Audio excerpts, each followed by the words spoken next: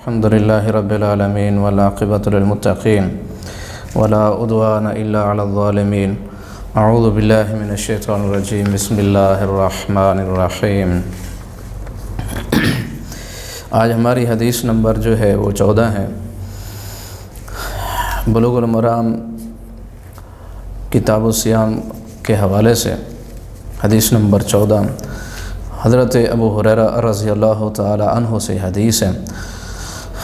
فرماتے ہیں کہ قال رسول اللہ صلی اللہ علیہ وسلم من لم يدع قول الزور وعمل به والجهل فليس لله حاجة في أن يدع طعامه وشرابه. رواه البخاری و ابو داود واللفظ له. آپ صلی اللہ علیہ وسلم نے ارشاد فرمایا، جس نے قول زور کو نہ چھوڑا اور اس پر عمل نہ چھوڑا اور جہالت کو نہ چھوڑا تو اللہ تعالیٰ کو کوئی ضرورت نہیں کہ وہ کھانا چھوڑ دے یا پینا چھوڑ دے. تو یہ بخاری شریف اور ابو داود کی حدیث ہے. سب سے پہلے جو چیز ہے وہ یہ کہ بعض علماء نے یہ کہا، حضرت ابو ہریرہ رضی اللہ تعالیٰ عنہ سے یہ حدیث ہے. تو حضرت ابو ہریرہ کے بارے میں ہم نے پہلے آپ ساتھیوں کو بتایا. تو بعض علماء نے یہ کہا کہ قول زور جو ہے، زور اس کا مکمل جو معنی وہ جھوٹ نہیں بنتا. زا و را جو ہے، جس طرح اللہ رب العزت قرآن مجید کے اندر ارشاد فرماتے ہیں وَتَرَى الشَّمْسَ إِذَا طَلَعَتْ تَزَاوَرُ عَنْ كَهْفِهِمْ ذَاتِ الْيَمِينِ، کہ میل ہو جاتا. سورہ کہف کے اندر اللہ تعالیٰ نے ارشاد فرمایا اِذَا طَلَعَتْ تَزَاوَرُ عَنْ كَهْفِهِمْ، غار سے ہٹ جاتا ہے. تو علماء یہ فرماتے ہیں کہ جو زور ہے، زور کا مطلب یہ ہے کہ جو حق سے ہٹی ہوئی چیز ہے وہ زور ہے.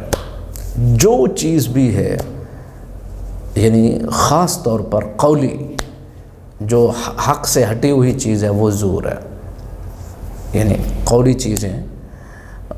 تو پھر آپ اس کو عموماً بھی لے سکتے ہیں. ہر وہ چیز جو باطل ہو اس کو اب زور کہہ سکتے ہیں، جھوٹی. جس طرح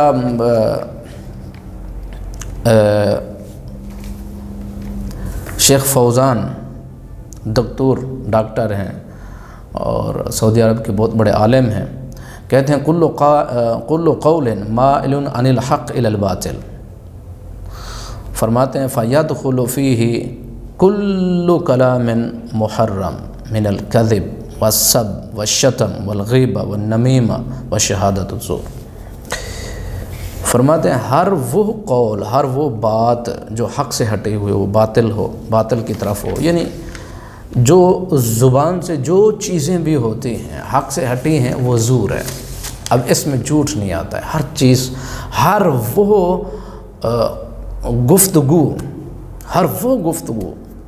جو باطل ہو، حق سے ہٹی ہوئی ہو وہ جھوٹ ہے. تو اس کا معنی جو ہے جھوٹ کرنا، وہ زور کے معنی کو مکمل نہیں کرتا ہے. لہذا اس کا معنی جو ہے وہ گہرا ہے، یا اس کا وسیع معنی ہے، جھوٹ سے وسیع ہے. یعنی ہر وہ گفتگو، ہر وہ چیز جو زبان سے نکلے اور وہ حق نہ ہو اس کو زور کہتے ہیں. اور اسی طرح شیخ عثیمین رحمۃ اللہ علیہ ارشاد فرماتے ہیں شہادت الزور جو ہے وہ جھوٹ بولنے سے زیادہ سخت ہے. ایک تو ہے نا انسان جھوٹا یا اس کے باطل گفتگو کرتا ہو، جھوٹا اور خائن اور غیبت اور فلاں اور فلاں اور فلاں، اور دوسرا پھر اس کی گواہی، جھوٹے کی گواہی دے، غلط بات بندے کی، باطل بندے کی، اور ایک یعنی جو ناحق پہ ہے اس بندے کی گواہی دے. وہ زیادہ شریر انسان ہے، وہ زیادہ قابل گرفت انسان ہے، زیادہ اس پر اللہ تعالیٰ کی ناراضگی ہوتی ہے. تو اسی طرح شیخ عثیمین رحمۃ اللہ علیہ یہ بھی ارشاد فرماتے ہیں ہر وہ عمل، یعنی جس طرح حدیث میں آتا ہے والعمل بہ والعمل بہ، اس میں صرف جھوٹ نہیں آتا ہے، جھوٹ نہیں، یعنی جس طرح ہم حدیث سنتے ہیں اردو ترجمے کے ساتھ کہ اگر مسلمان نے جھوٹ نہ چھوڑا اور اس کے ساتھ عمل نہ چھوڑا تو اللہ تعالیٰ کو اس کے اور بھوکے رہنے کی کوئی پرواہ نہیں کہ بھوکا رہے یا نہ رہے۔ جھوٹ سے کہیں زیادہ یہ چیز ہے، کیونکہ عربی زبان جو ہے وہ وسیع زبان ہے۔ بعض اوقات ایسا ہوتا ہے جو ٹرانسلیٹر ہے، ترجمہ کرنے والا، وہ عربی زبان جو لفظ ہے اس کی وسعت کو نہیں پہنچ سکتا یا اس کی جو ہے احاطہ نہیں کر سکتا اردو ٹرانسلیشن کرتے ہوئے۔ تو بہت اوقات ایسا ہوتا ہے کہ بعض اوقات لوگ جو ہیں وہ ترجمے پڑھ کے وہ سارے کام شروع کر دیتے ہیں، حالانکہ جو عربی زبان نہیں جانتا تو وہ الفاظ کی وسعت کو نہیں پہچانتا، جو عربی زبان کے مزاج کو نہیں پہچانتا، وہ نہیں جانتا کہ الفاظ جو ہیں یا یہ محاورہ جو ہے وہ کہاں جا کر جو ہے وہ چوٹ کر رہا ہے۔ تو لازمی ہے بندے کو جو عربی زبان سے جان پہچان ضروری ہے۔ تو شیخ عثیمین فرماتے ہیں عمل بہ کا مطلب یہ ہے کہ صرف جھوٹ نہیں ہے، ہر وہ کام، ہر وہ عمل جو حرام ہے وہ اس حدیث کے اندر شامل ہے۔ یعنی آپ صلی اللہ علیہ وسلم نے یہ نہیں ارشاد فرمایا کہ صرف جھوٹ پہ عمل کرتا ہے تو اللہ تعالیٰ کے اس کو روزے کی پرواہ نہیں ہے، بلکہ آپ نے یہ ارشاد فرمایا ہر وہ کام جو حرام ہے اگر وہ کرتا ہے تو اس کے روزے کی کوئی پرواہ نہیں اللہ تعالیٰ کو، اور روزہ رکھے یا نہ رکھے کوئی پرواہ نہیں۔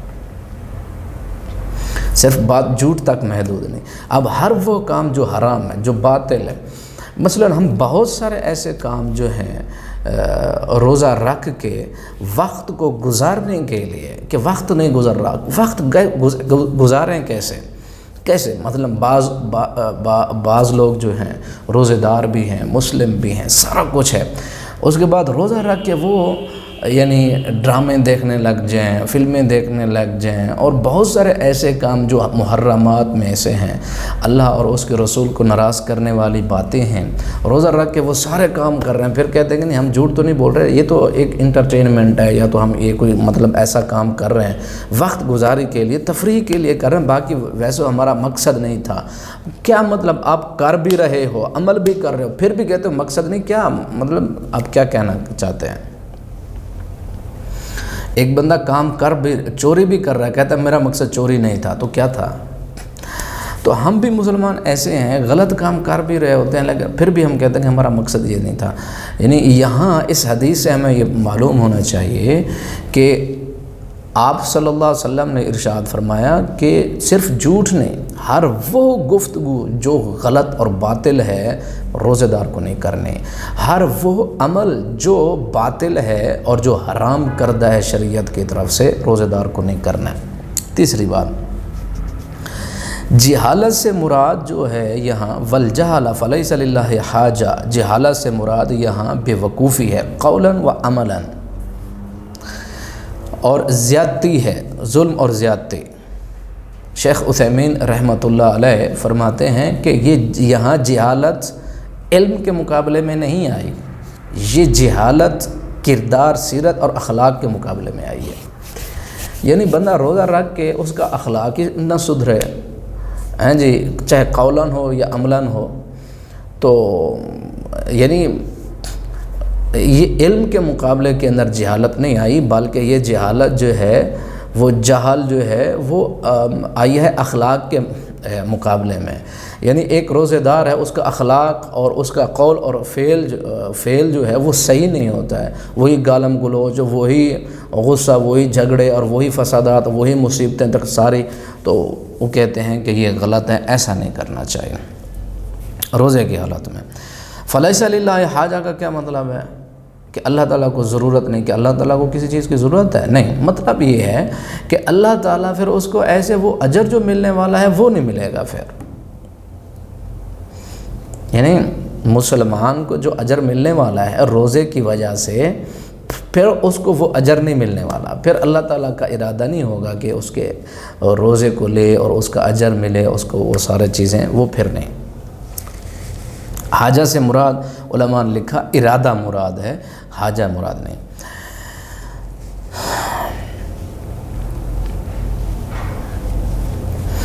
روزہ ایک اور بات یہ بھی ہے کہ روزہ اصل میں کہتے ہیں جوارح کو روکنا گناہوں سے. جوارح یعنی اعضاء، جسم کو روکنا گناہوں سے، ان کا روزہ ہے. ایک بات، پیٹ کو روکنا غذا سے، 2، اور تیسرا شرمگاہ کو روکنا شہوت سے، 3 چیزیں. اور روزہ اصل جو ہے وہ یہ جو انسان کے اعضاء ہیں ان کو روکنا، ان سے روزہ رکھوانا، یعنی غلط کام نہیں کرنا. پیٹ کو غذا سے روکنا، چاہے وہ مشروبات ہیں یا ٹھوس غذا ہے.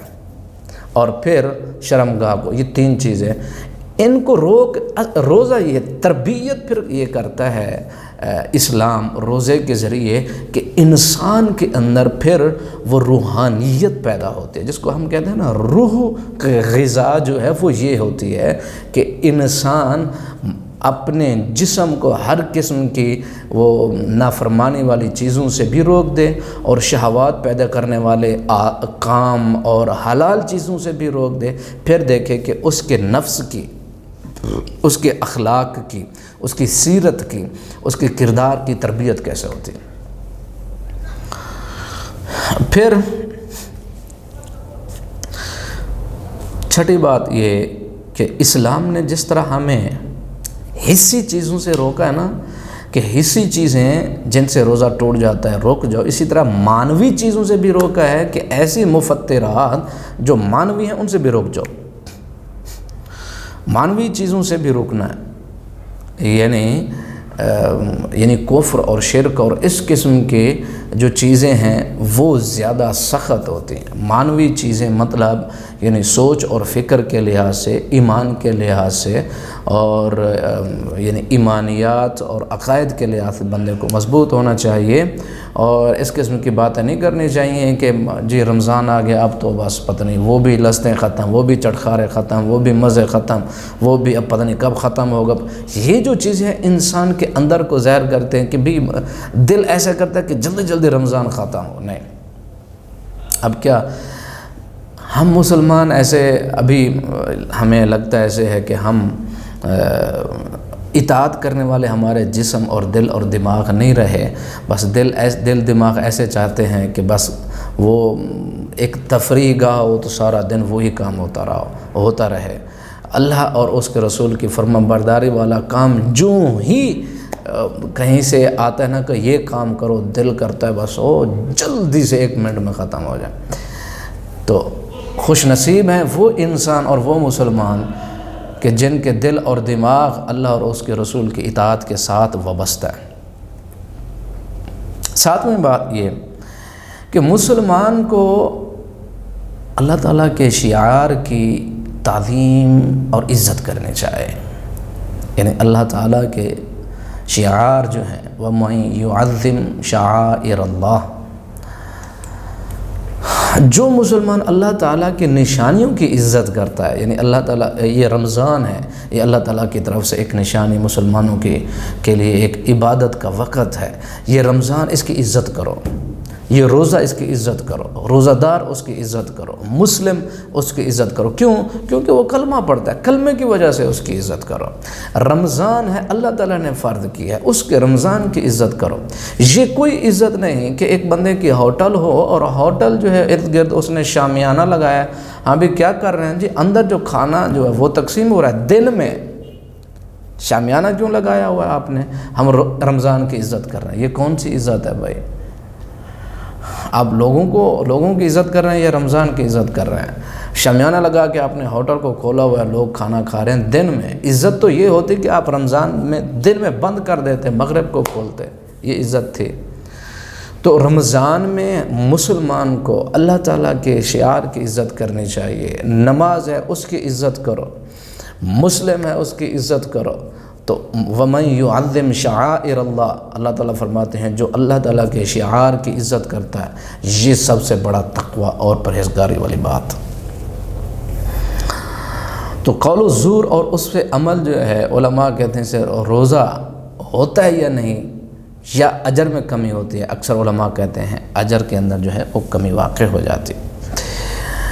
اچھا، ایک چیز یہ بھی یاد رکھیں کہ قبولیت جو ہے وہ الگ چیز ہے اور ادا ہونا الگ چیز ہے۔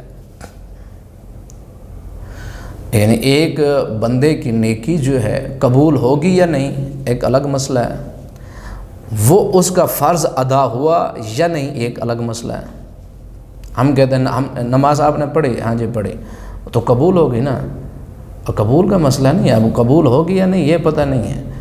اچھا، اب جس بندے کی ادائیگی ہو گئی، فرض ادا ہو گیا، مثلا ایک بندے نے نماز پڑھی، اس نے نماز جاتے ہی اب نہیں پتہ اس نے ارکان پورے کیے، نماز کے اندر اطمینان سکون سے نماز پڑھی۔ میں آپ کو بتا دوں نماز کے اندر 14 ارکان، اب ارکان کے اندر جو ہیں 14 ارکان ہیں، سکون اور اطمینان کے ساتھ نماز پڑھنا رکن ہے۔ جس بندے نے سکون اور اطمینان نماز ہی نہیں پڑھی، گیا اور ایسے جلدی اس نے نماز پڑھی، نہیں پتہ اس کو نماز پڑھی۔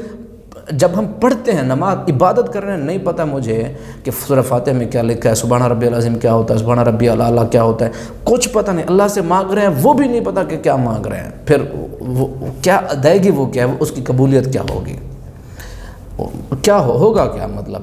ہم یعنی میں اللہ تعالیٰ سے دعا مانگ رہا ہوں ربنا آتنا فی الدنیا، مجھے خود پتہ نہیں کہ اس آیت کا مطلب کیا ہے، تو میں ملے گا کیا، مجھے ملے گا کیا، کہ اللہ تعالیٰ کو نہیں پتہ کہ اس کو پتہ ہے کہ نہیں۔ تو کہنے کا مطلب یہ ہے کہ ادا ہونا ایک الگ مسئلہ ہے، قبول ہونا ایک الگ مسئلہ ہے۔